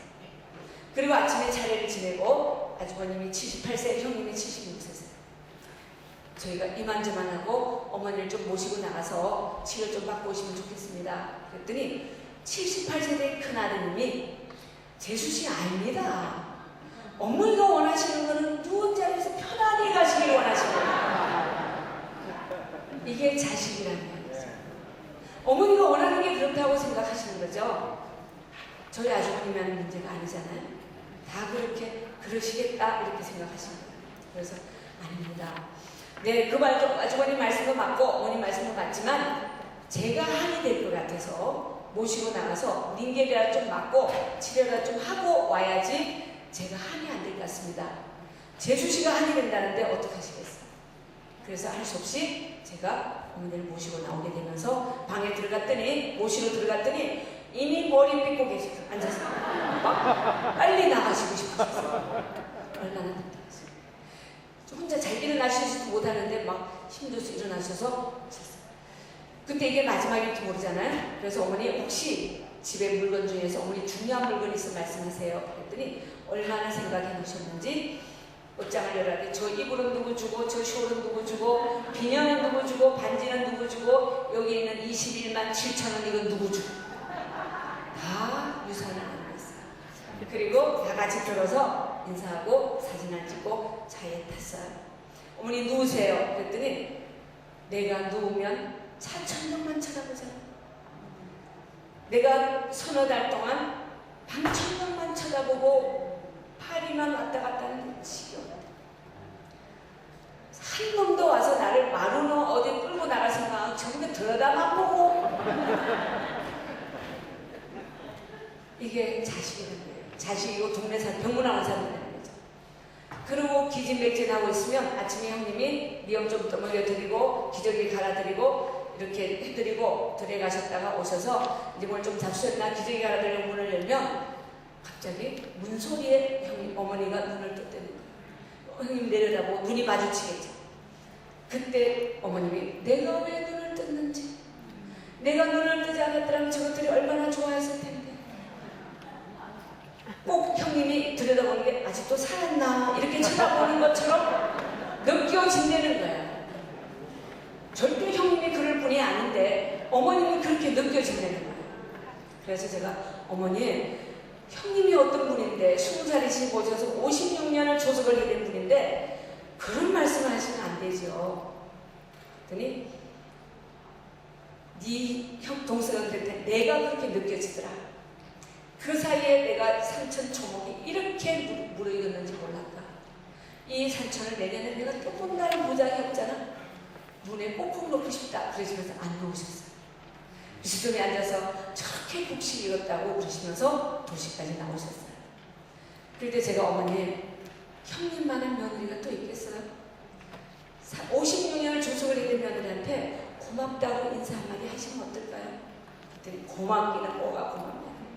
내 살림 지가 다 가져갔으니까 내 임종을 지가 맞아야 되는 게 당연한 거 아니에요. 그거하고는 달라요. 어머니, 조석을 56년을 해낸 며느리가 또 있겠어요? 어머니, 다른 말씀하지 마시고 형님 바꿔드릴 테니까 고맙다는 인사만 좀 하세요. 왜냐면 병원 들어가면 전화 통화가 안 될지 모르니까. 그래서 제가 전화를 받아서 형님, 어머님께서 하실 말씀 있으시대요. 그랬더니 어머니도 가만히 계시더니 전화를 받으세요. 예, 어머니, 뭐 잊어보십니까? 그러니까 어머니가, 애미야, 내가 너무 오래 살아서 네 고생 많이 했지? 진심을 이야기하시고. 그랬더니 형님이 무슨 그런 말씀을 하십니까? 그랬더니 내가 말은 안 해도 니한테 너무 오래 사는 제인이랑 미안했대. 그리고 고마웠대. 그랬더니 형님 무슨 그런 말씀을 말도 안 되는 소리 하지 마시고. 그랬더니 어머니가, 애미야, 내가 마음이 없이 나한테 포보됐던 말들, 생각 없이 불쑥불쑥 했던 말들 젊은이가 다 잊어보고 삭혔구래. 그랬더니 형님이 저쪽에서 막 보시면서 무슨 그런 말씀을 하시냐고. 제가 철없이 시집 와서 어머니한테 할 말 못할 말 하면 속 다 뒤집어 놓고 어머니 화나게 하고 했던 거 어머니야말로 다 잊어보고 용서했어. 그랬더니 막 형님이 오시니까 아주버님이 전화 달라고 그러셨나봐요. 어머니, 무슨 할 말 있습니까? 그랬더니 애비야, 내가 누가 뭐라 그래도 네가 네 아버지가고 애미랑 동생들 건사하느라고 고생한 건 내가 다 안돼. 형님, 아주버님이 무슨 쓸데없는 소리 하지 마시고 편안히 가셨다가 빨리 오시라고. 그랬더니 애비야, 내가 없어도 동생들하고 큰 소리 내지 말고 살아야 된대. 동생이란 것들은 나이가 70이 되고 80이 돼도 형 앞에서는 철없고 떼쓰는 게 동생이네. 동생들 갈지 말고 조용히 살다 와야 된대. 하지만 내가 알아서 할 거니까 걱정하지 마시고 편안하게 가셔서 치료받고 오시라. 그게 마지막 인사가 됐어요. 그리고 들에 가시고 어머님은 도시에 오셨으니까 치료받으시고 나서 좀 가을거지하고 오시려고 했는데 한 달 3일 만에 돌아가셨어요. 11월 1일날 9월 28일 오셔서 11월 1일날 돌아가셨어요. 그때 형님하고 아주버님이 하시는 말씀이 56년 또 아니면 한평생일 수도 있는데 어머니가 나한테 미안하다고 고맙다고 했다. 어머니 고맙습니다. 어머니 미안합니다. 계속 그 이야기만 하시고 그러셨어요. 마지막 그 말씀을 안 하셨더라면 어머님은 나만 못 살게 굴고 나만 내가 무슨 죄가 많았는지 만면을 와서 이야기를 계속 반복했을 텐데 마지막에 미안하다 고맙다 한 말이 56년의 시름을 다 놓깁니다. 그래서 잘 헤어지는 모습을 보게 돼요. 그래서 우리는 정말로 잘 헤어져야 되는데 헤어질 때 할 말을 지금 하고 사세라는 조병아 씨 이야기가 있잖아요. 우리는 헤어지는 연습을 하며 사세, 헤어지는 연습을 하며 사세, 헤어질 때 할 말을 지금 하고 사세. 헤어질 때 무슨 말 하겠어요? 나 너한테 기지 마라 이런 이야기 하겠어요? 고맙대, 미안하대. 우리 어머니하고 형님은 젊은 사람이 아니라 사랑한다 소리는 못했지만 고맙다, 미안합니다 소리는 계속 반복적으로 하셨죠. 이것이 우리가 해야 될 마지막 인사가 아닌가라고 생각을 해봅니다. 그래서 우리는 이 베네쪼고리와 수의 공통점이 뭘까요? 주머니가 없다. 가져갈 게 없죠. 가져올 것도 없지만. 그리고 매듭이 없어요. 내가 여기서는 서로 갈등이 생기지만 갈 때는 다 풀고 가게 되고 또 한 벌이면 족하죠. 그리고 옷이 얼마나 많아요? 한 벌이면 족하고 또 내가 혼자 입을 수 없다. 삶과 죽음은 내가 선택할 수 없다. 이런 지혜를 깨닫는다면 우리는 어떻게 살아야 될까? 그래서 우리는 준비해야 된다는 말이죠. 안 죽을 사람이 있으면 준비하지 않아도 되죠. 결혼 안 할 같으면 결혼 준비할 필요 없고요. 출산 준비 안 할 것 같으면 출산 안 하면 출산 준비할 필요 없는데 우리는 준비 좀 해야 되잖아요. 근데 여기서 우리는 죽음하면 두려워하는데 왜 두려워하냐면 죽음이 없다면 어떻게 될까요? 안 죽는다면 좋지 않을까요? 생로병사에서 사람이 태어나고 늙고 병들었는데 죽지 않으면 참 좋지 않을까요? 세상이 복잡해. 자, 다른 사람은 죽고 나는 안 죽으면 좋지 않겠어요? 넘어가죠. 자, 여러분 멀리 생각하지 마시고 여러분 집에 여러분 부모님, 조부모님, 정조부모님, 고조부모님, 조조조조조 부모님께서 안 돌아가시고 늙고 병들어서 다 방마다 가득 계신다. 생각만 해도 끔찍스럽죠. 근데 저분들은 어떻게 안 되나 이 생각하지 않겠어요? 근데 우리가 안 죽고 있으면 우리 자식들이 우리를 위해서 뭐라고 할까요? 끔찍스럽다. 지금 우리가 죽을 거니까 엄마 운전 조심하세요. 엄마 건강 관리하세요. 엄마 뭐 하지만 우리가 안 죽으면 이렇게 되지 않겠어요? 그러면 부부도 마찬가지예요. 안 헤어질 것 같으면 평생 왼수가 될 거예요. 언젠간 헤어질 거기 때문에 우리는 아쉬워하고 걱정하고 막 잘해주려고 하는 거잖아요. 그래서 죽음 있다는 거, 죽을 수 있다는 게 어떤 의미예요? 죽을 수 있어서? 네? 다행이에요. 자, 옆에 분들이 죽을 수 있어서 다행이네요. 시작. 죽음은 축복이네요. 죽음은 소망이네요. 네. 자, 죽음은 소금이네요.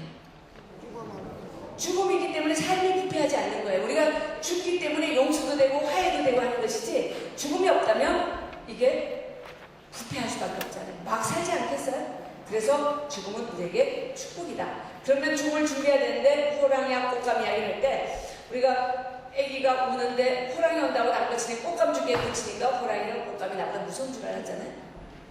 꽃감이 맛있어서 그쳤잖아요. 죽음이 두렵다고만 생각하니까 우리는 준비를 안 했는데 죽음이 좋고 소망이다 하면 준비해야 되지 않겠어요? 잘 죽도록 준비해야 되지 않겠어요?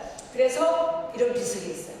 나도 전에는 당신처럼 그 자리에 서 있었고 웃고 있었어. 이제 당신도 나처럼 죽을 준비하십시오. 근데 어떤 준비를 해야 되냐? 이런 걸 준비를 해야 돼요.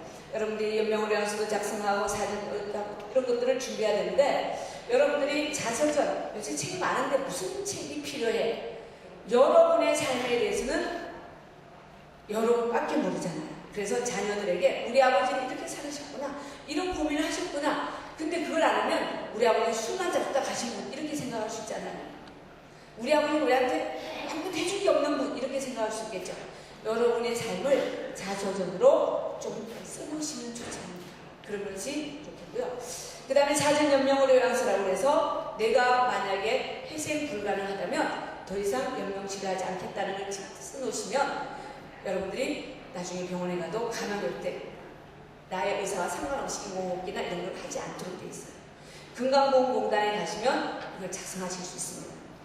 자, 그 다음에 장례의향서도 이렇게 쓰는 내 장례는 이렇게 해라. 옛날에는 동네에서 다 알아서 했지만 요새는 자녀들이 한둘밖에 되지 않기 때문에 우리가 미리 이야기를 해놓지 않으면 안 되는 모습인데 장례의향서를 안 써놓으니까 이렇게 싸우잖아요. 상주가 이렇게 싸워요. 뭐 때문에 싸울까요? 조의금 때문에 싸우지 않겠어요? 네. 또 여러분들이 안 해놓으면 이 벌초하기 어려워서 여기에 세면을 다 발라놨어요. 이게 매스컴에 나오니까 이게 또 파란 녹색 페인트를 칠했어요. 상이 장례를 불러나는 이런 모습. 네. 자, 그 다음에 수의도 어떻게 하면 좋겠어요? 이것도 여러분 좀 아시라고 제가 그래요. 자, 우리 수의는 뭐 옛날에 땅에 갈 때는 가장 잘 썩는 것이라고 그래요. 그래서 명주를 많이 했어요. 그런데 옛날 우리 전통 수의는 이런 색깔이었어요. 궁중옥 같았어요. 근데 왜 이게 우리 삼배로 바뀌었냐면 일본 일제시대 때 일본 총독이 무슨 식민지 주제에 비단과 명주를 입고 가냐. 그래서 다 자기들이 빼앗아가고 삼배 수입들을 했어요. 그러면 지금 우리는 수의를 삼배 수의를 입어야 될 이유가 없어요. 근데 우리는 이 문화를 모르니까 그냥 삼배 수의 입는 게 그건 줄 알고 있는데 일제에서 우리한테 명주 뺏어가려고 한 정책에 우리는 그냥 모르고 지금도 그렇게 입는 거 일제시대 지난 지가 언젠데 우리는 알아야 되는 것입니다. 그래서 명중은 어려우면 인견이래도 또 아니면 여러분들이 한복을 입고 가실 때 되잖아요. 한복하고 수의하고 제일 비슷해요. 주머니도 없고 매듭도 없고 제일 아름다운 화장할 것 같은 한복을 입고 하면 좋지 않을까 생각합니다. 또 하나 이거 완장 이게 뭐 아들 손자 뭐 이렇게 가잖아요. 이거를 찰 필요가 없어요. 왜 차지 말아야 되냐면 이걸 찬 이유는 일제시대에 우리 국민 독립군들이 잡혀서 감옥에 있었어요. 근데 그 부모님이 돌아가셨어요.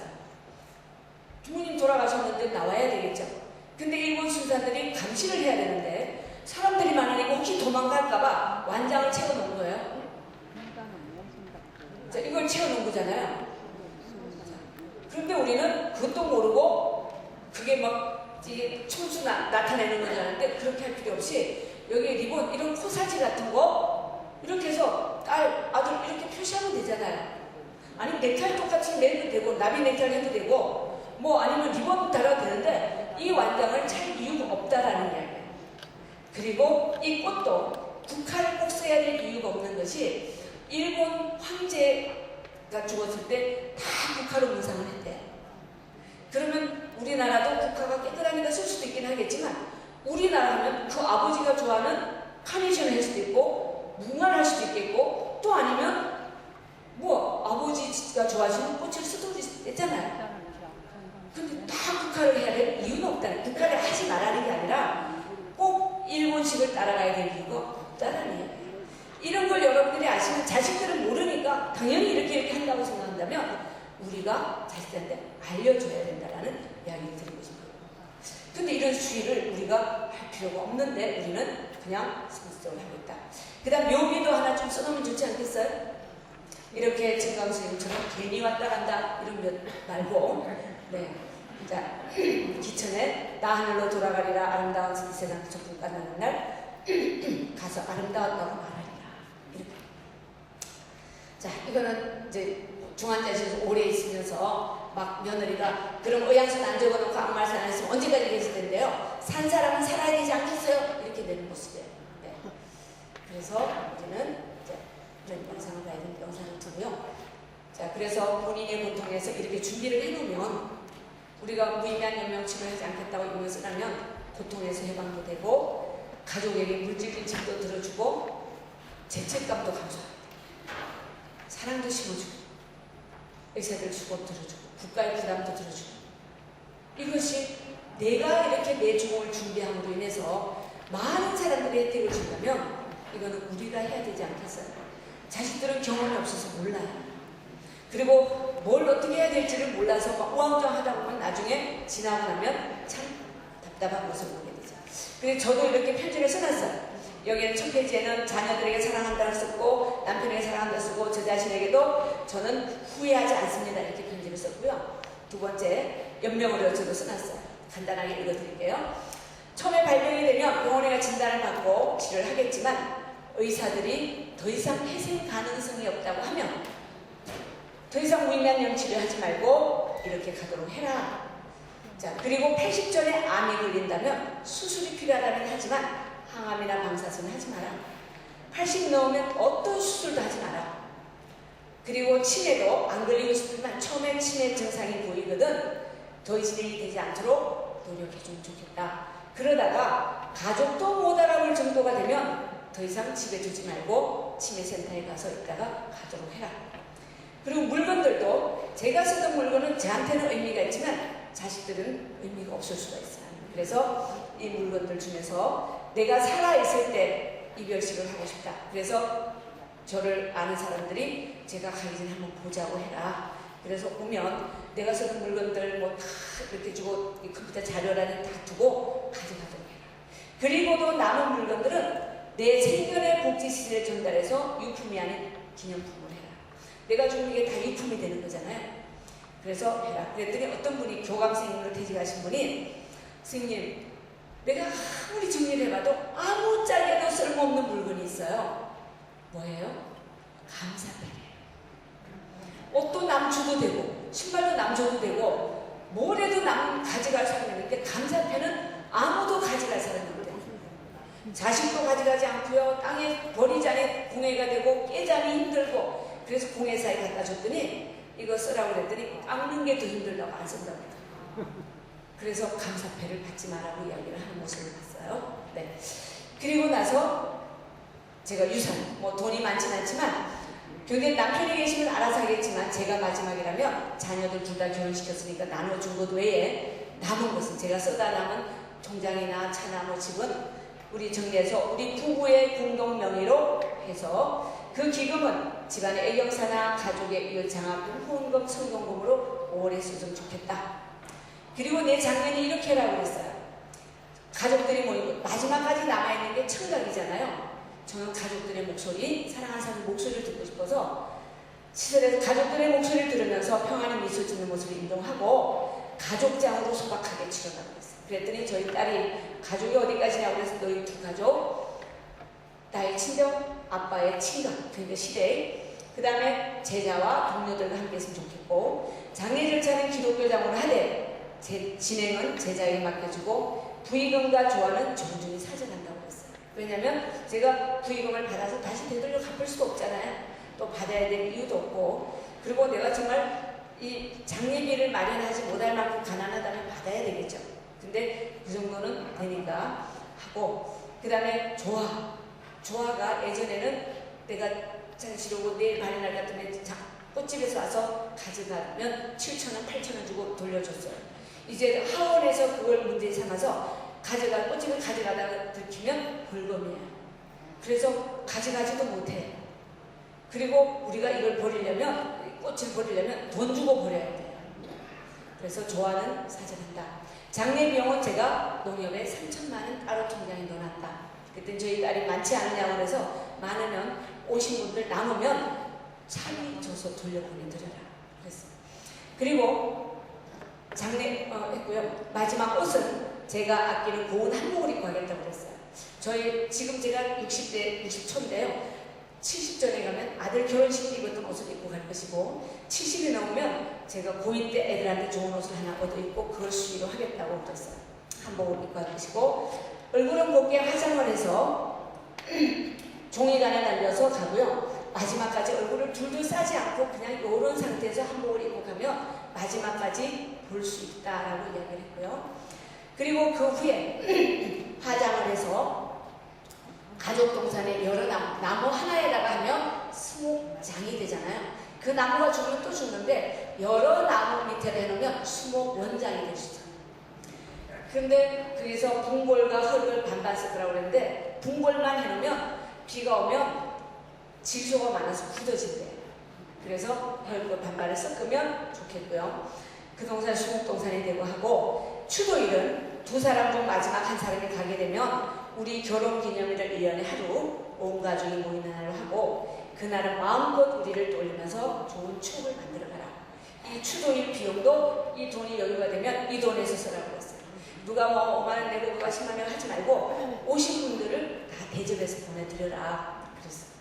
그랬더니 조성에 갔더니 옆나라 앞에서 귀신들이 막 원성이 높더래요. 뭐냐니까 제사밥도 못하고 날짜를 바꾸고 시간을 바꾸고 장소를 바꿔서 제사날 갔더니 다 저끼리 먹고 싸가지고 가버려서 제사밥을 모두 먹었다고 원성이 높더래요.